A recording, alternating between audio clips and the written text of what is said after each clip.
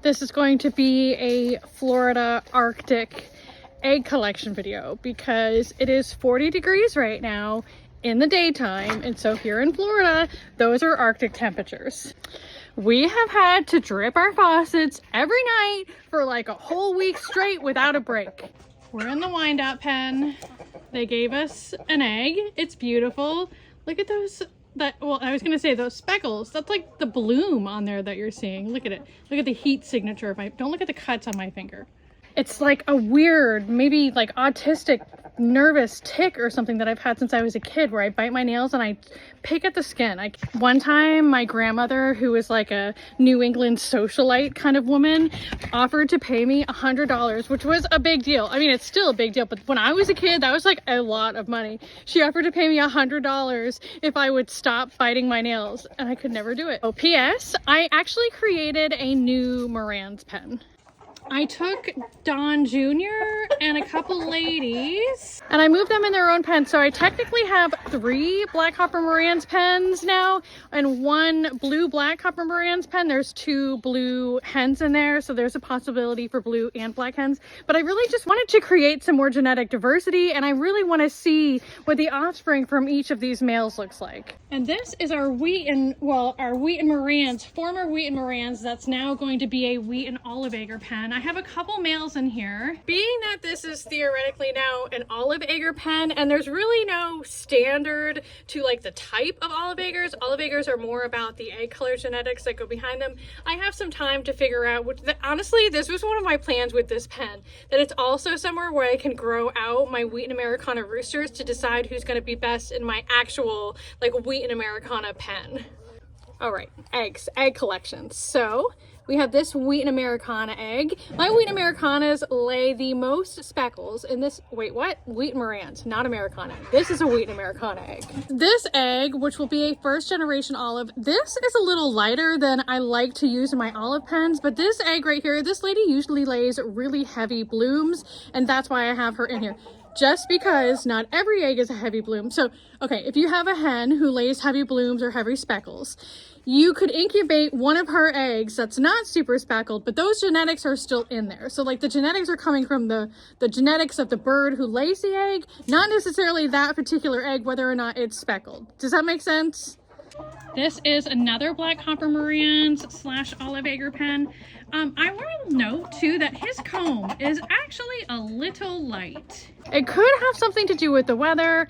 Oftentimes light combs can be an indication of some kind of illness or parasitic infestation. I just treated everybody for worms, so it shouldn't be that. He's acting okay. Everybody else around is fine. I'll just have to keep, I just wanted to note to you guys that his comb does seem a little pale. Oh, and here's the egg. One of these Moran's in here lays such unique eggs. Look at it. These are the silver well summers. Pretty little things you are. Just pretty little things, and they are pretty little. They just are a smaller breed. I mean, they still have some more growing out. A lot of birds I found are still growing out well past a year old, but they give me nice speckles too. Oftentimes these eggs are also really heavy bloomed. You will not see me putting my silver, well, okay, actually, I would also like to do a silver olive acre program where I do silver well summers with silver Americanas. I'm not going to do that this year because I'm going to take this year just to build up each flock and hatch from each flock. Aw, the silvers are such good girls. These are the silver Americanas, and honestly, they lay the nicest, like of any other chickens I have. Meaning like they lay nicely in the designated little area. Look at these eggs.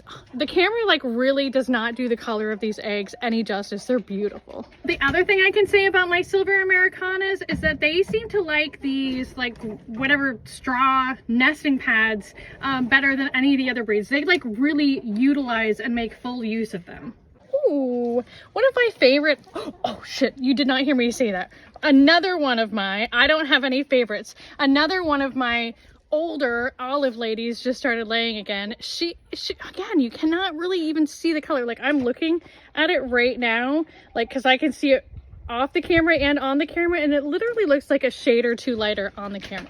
But anyways, this lady frequently lays what I would consider to be camouflage eggs. And then also in here we have some Moran's egg. This is the blue black Moran's pen. Well, hello there, sir. Are you happy to have these ladies all to yourself without having to share?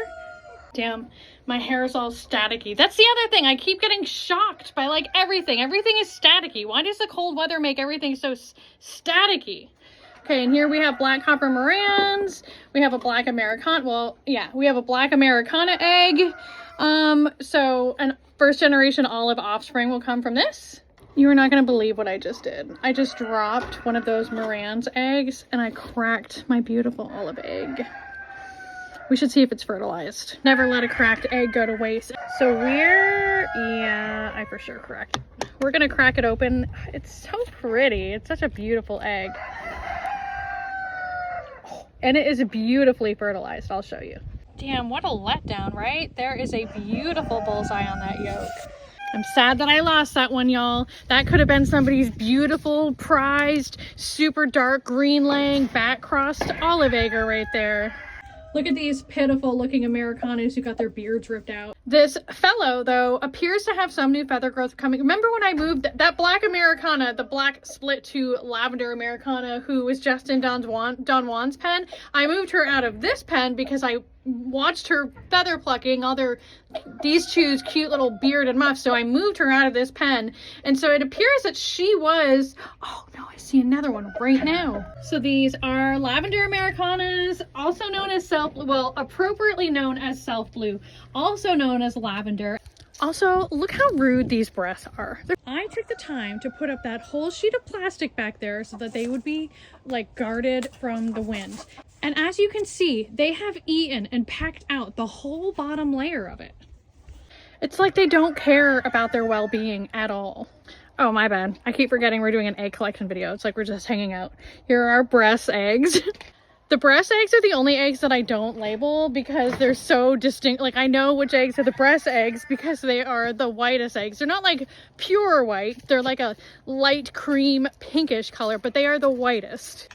And next we have the Isabels and also the Wheatons split to Isabel. And hello to your beautiful eggs. And there also is a resident black widow that lives up in that corner right there. You should know too that even though I just showed you these beautiful eggs in that beautiful nesting box, that's not where I found these eggs. I found these eggs on the ground in the back of this chicken coop earlier. I just picked them up and put them in the nesting box to make it easier when I came back around to collect eggs. These are Wheaton Americana eggs. Oof. Hello. Damn, look at that one. Look at that egg, y'all. Isn't that beautiful? That is a beautifully saturated egg. They do not look like that every single day. Listen, the egg color on any colored eggs, greens, browns, blues, whatever, will kind of ebb and flow. And the shade of them may fluctuate daily, definitely throughout the laying cycles. Well, look who it is. The good old Cochins themselves. Thank you guys for laying in the nesting boxes. Let's do a spider check. Listen, black widows tend to be really reclusive, and so in general, I don't really worry about them. Honestly, it's the brown widows that are much more invasive and maybe even aggressive. Like the black widows, if you touch their web, first of all, their webs are like super, super sticky. But if you touch their web by accident, they'll like run up in a corner and hide. They really don't want anything to do with anybody. That's why I don't really worry about them in nesting boxes. I do try to move egg sacs. I don't really want a bunch of baby black widows. And of course, when I move egg sacs, I will relocate mama as well. And last but not least, the little silkities. Hello, silkities. We have one egg in here, which is kind of surprising that there's any eggs in here because we all know silkies. And if I can be real with y'all, these silkies are really a big pain in my ass right now. I am dealing with fowl pox in here, which we talked about. And I'm also dealing with mites in here, which reminds me I'm going to need to retreat.